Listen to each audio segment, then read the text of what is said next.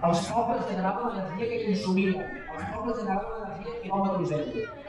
I una altra cosa per acabar, no oblideu que Climaven és fruit del model que implantarà els que manen i estem manant. No ho oblidem, no ve per aquests projectes.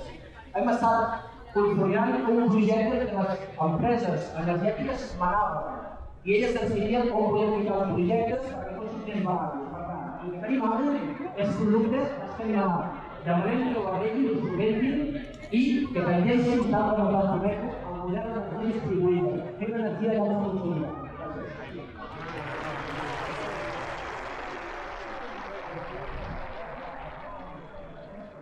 També comptem amb la presència d'en Ramon Rojo com a membre de la Volta Pagesa i des de la dignitat i el peu de camp. Hola, bones a tothom. Ja sabeu de què es tracta aquest projecte, hi ha un projecte que ens estan afectant a la gent que hi vivim i a la gent que treballem al camp. Jo crec que aquest sistema l'hem de canviar. Portem ara unes setmanes amb metges, amb mestres, pagesia, la gent s'està rebel·lant, només que s'ha de veure la gentada que hi ha avui aquí. No estem d'acord amb les polítiques que s'estan fent, com s'estan fent.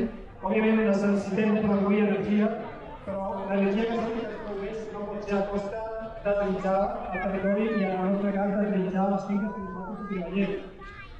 Si nosaltres deixem de produir aquí, al final l'aliment ha de vindre de l'altra punta del món, que també ho estan preparant a projectes com Mercosur.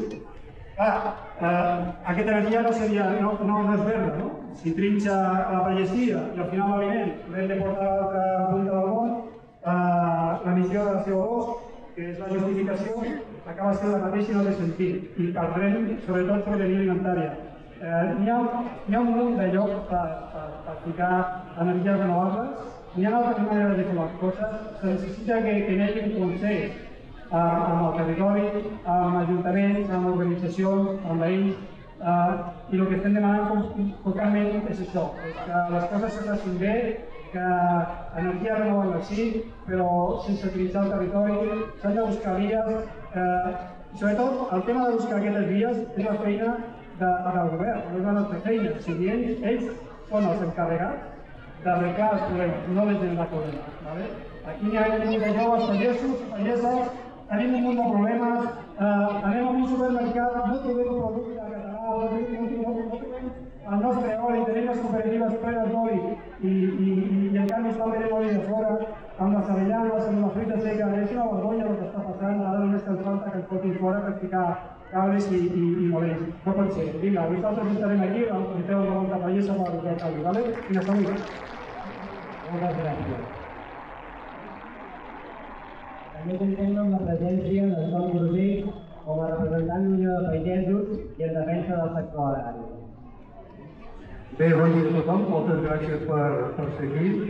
Ahir trobava gent que em deia, no sé, és que l'Unió de Pagesos sempre esteu en contra de tot, sempre presenteu a les accions per tot i sempre estem en contra de tot.